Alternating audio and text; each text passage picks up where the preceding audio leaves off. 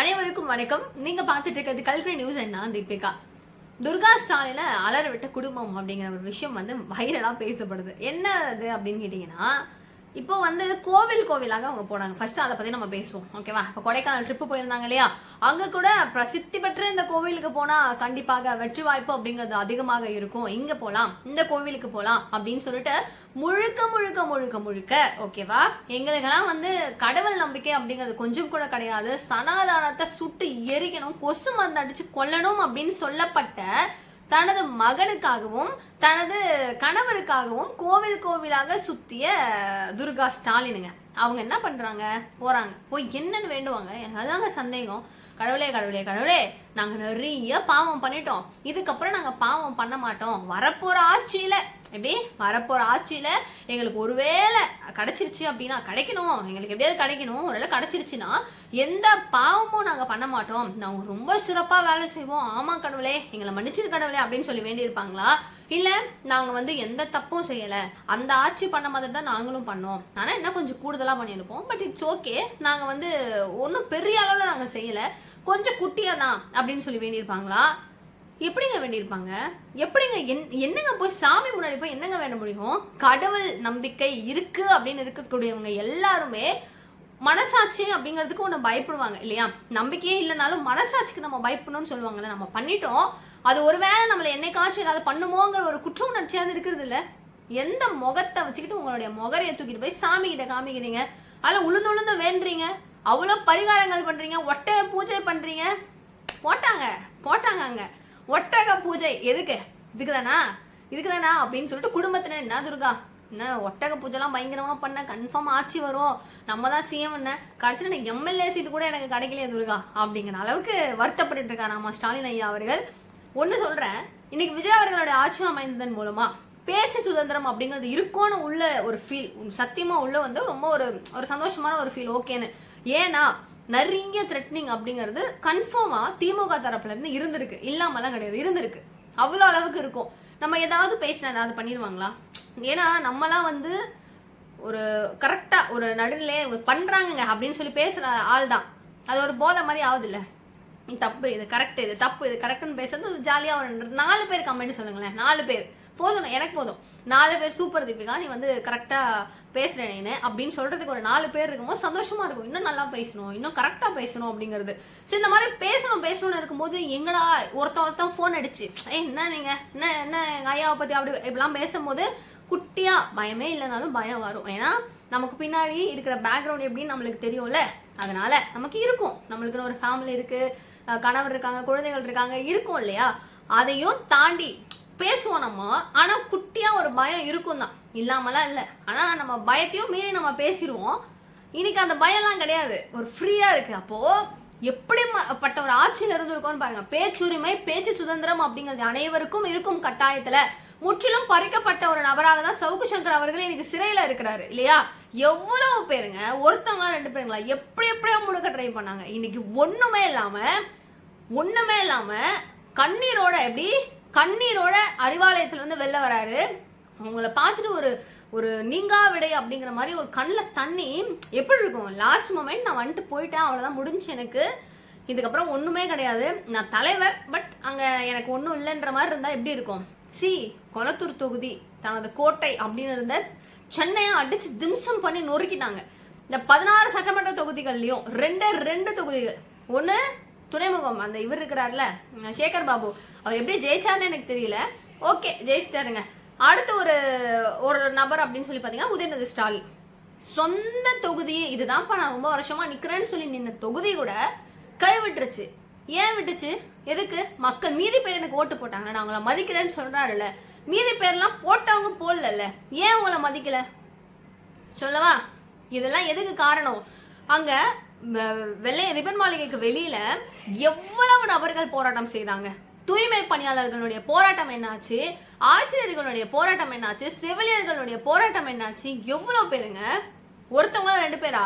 நாய் அடிச்சு இழுத்துட்டு போற மாதிரி பண்ணாங்களா இல்லையா? அவங்களுடைய கண்ணீருக்கான பதில், அவங்க கண்ணீருக்கான விளைவு, அவங்க கண்ணீருக்கான பரிசு தான் இன்னைக்கு உங்க கண்ணுல இருந்து வர கண்ணீர். நீங்க ஒழுங்கா ஆட்சி பண்ணியிருந்தா, நீங்க ஒழுங்கா எல்லாத்தையும் செஞ்சிருந்தா உங்களுக்கு உங்களுடைய தொகுதியில தோல்வி அப்படிங்கிறது தழுவி இருக்குமா? யோசிச்சு பார்க்கணும். இன்னைக்கும் நம்மளுடைய இப்படி பண்ணிருக்கலாமோ இருந்திருக்கலாமோ அப்படிங்கிற ஒரு தோணல் இருந்ததுன்னா இட் மேபி உங்களுக்கு ஏதாவது ஒரு சக்சஸை கொடுக்கலாம். நான்லாம் அப்படி நல்லா தான் பண்ணேன். எனக்கு வந்து எப்படி நான் வந்து நல்லா தான் இருந்தேன், நல்ல ஆட்சி தான் நான் கொடுத்தேன். எனக்கு ஓட்டு போடாதவங்களுக்கும் நான் சேர்த்து நல்லா பண்ணேன். என்ன பண்ணாரோ அது அவருக்கு தான் தெரியும். நான் நல்லா பண்ணேன். நான் எதையுமே வந்து தவறுதலாக நான் செய்யவே இல்லை. எனக்கு இப்பயும் ஓட்டு போட்டிருக்கீங்கல்ல, அந்த மக்களை நான் தலை வணங்குறேன். அவங்களுக்கு நான் வந்து ரொம்ப விசுவாசமாக இருப்பேன். எதிர்கட்சி தலைவராக இன்னும் தீவிரமாக வந்து நம்ம கட்சி இருக்கும் அப்படிங்கிறாங்க. உங்களுக்கு ஒன்றுமே இல்லையாங்க, ஃபியூச்சர் மொத்தமாக பிடிக்கிறாங்களே. ஏன்னா பக்கத்துல ஸ்டேட்லாம் சிரிக்கிறாங்க. எதுக்கு? ஏங்க ஒரு சிஎம் இப்போ கரண்ட்ல இருந்த சிஎம் தனது தொகுதியிலே தோல்வி அடைஞ்சிருக்காருன்னா இதுதானங்க சாட்சி. ஆட்சி எப்படிங்கிறதுக்கு சாட்சி இதுதானங்க. வேற என்ன வேணும்? யோசிச்சு பாருங்க.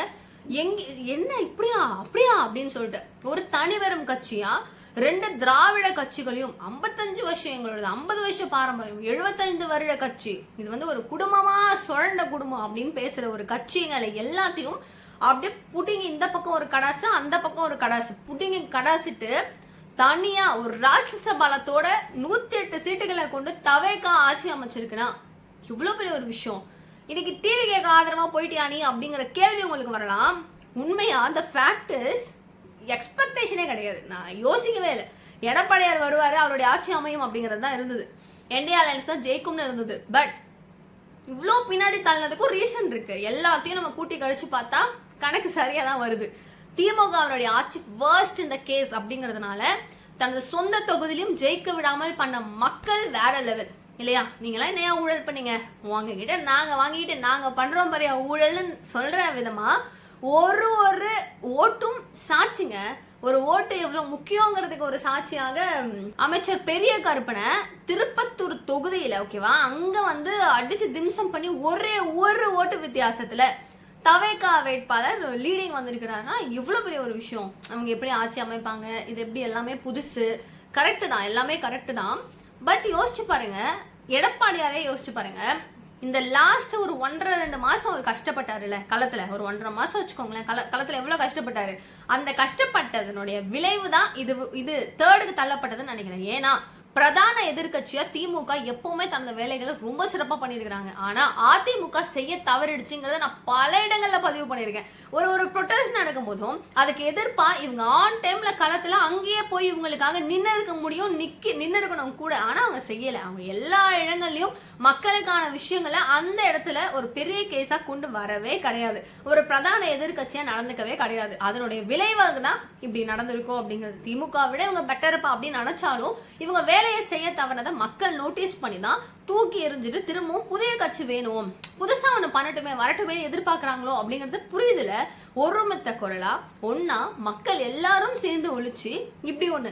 ஆனா அவதான் 108 தானே, மீதி பாரு மெஜாரிட்டி குறையுதுன்னு நினைச்சாலும் அந்த மனுஷனை ஒழுங்கா எல்லா இடத்துலயும் பிரச்சாரம் பண்ண விட்டுருந்தா வந்திருப்பாரு, ஷார்ஷா வந்திருப்பாரு. தெரியல இதெல்லாம் நம்ம எப்படி சொல்றதுன்னு சொல்லிட்டு. ஆனா வேற லெவலு. இதை வந்து ஜூலி வாடகை வாயான ஜூலியனுடைய அந்த குத்தலாம் போல இருக்கு. என்ன நாங்க ஏன் எப்படிங்க அப்படிலாம் பேச முடியும்? எனக்குலாம் வராதுங்க. எப்படி பேச முடியும்? ஒரு விஷயம் நம்மளுக்கு தப்புன்னு தெரிஞ்சு போச்சு, மொக்க வாங்கிடும் தெரிஞ்சு போச்சு, அதையே என்னால இப்படி எடுத்துக்கு போக முடியுமா? இவ்வளவு பாசிட்டிவிட்டியா அடங்க அப்படின்னு இருக்கு. கத்துக்கணும் போல நம்மளும் அப்படின்னு. இந்த மாதிரி நேரத்துல இடி உழுந்த மாதிரி உட்காந்துருப்போம். ரியலா நம்மளாம் அப்படிதான் இருப்போம். பட் ஜூலி பாருங்களேன், செம்மங்க, வேற லெவலு. நாங்கள் என்ன அப்படின்னு நினச்சிங்களா? தோல்வி இதெல்லாம் எங்களுக்கு அசால்ட்டு. நாங்களாம் ஈஸியாக வந்து ஃபேஸ் பண்ணிடுவோம். ஆட்சியில் உட்கார்ந்ததை விட எப்படி ஆட்சியில் உட்கார்ந்ததில் விட எதிர்கட்சியாக உட்கார்ந்தது தான் நாங்கள் அதிகம். இப்போதான் வந்திருக்கீங்க, இனிமேல் எங்கே அடதை பார்ப்பீங்கன்னு புரியுதா? பெருமை இதில் பெருமை. ஆட்சியில் உட்கார்ந்ததை விட எதிர்கட்சியாக உட்காந்து அப்படி ஜெயிக்கிறது போல அதை மற்றவங்க போட்டு கிளின்னு கிளிக்கிறாங்க. ஆனால் அசால்ட்டு காட்டுறாங்க பார்த்தீங்களா? வேற லெவல். அடுத்ததா சத்யராஜ் அவர்கள்.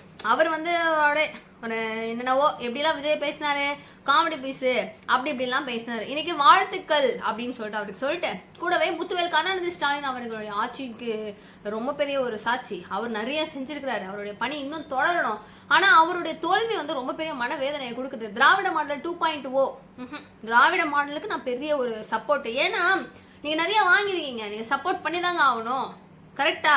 ஒரு பெரிய ஒரு மாமரம் நிறைய மாம்பழம் கொடுக்குது. நிறைய மாங்காய் கொடுக்குதுன்னு வச்சுக்கோங்க, நான் வெட்டுவேனா மாட்டேன்ல. ஏன் மாட்டேன்? ஏன்னா எனக்கு அது வந்து கிடைக்குது, பழம் கிடைக்குது, நான் அதை கொஞ்சம் நிறைய விற்றுக்க முடியும், எனக்கு சொந்தக்காரங்களுக்கு கொடுத்துக்க முடியும், நான் நல்லா சாப்பிட்டுக்க முடியும், குழம்பு வச்சுக்க முடியும், இவ்வளோ நல்ல விஷயங்கள் இருக்கும்போது நான் எப்படி வெட்டுவேன்? கரெக்டா? அதில் பூச்சே பிடிக்கிறதுனால நான் வெட்டுவேனா? மாட்டேன். அதை எப்படியாவது ஏதாவது பண்ணி நம்ம காலி பண்ணிட்டு நம்ம வச்சுக்கணும் மரத்தை. ஏன் வச்சுக்கணும்? நம்மளுக்கு அதுலேருந்து வருது. சேம் கேஸ் தான்.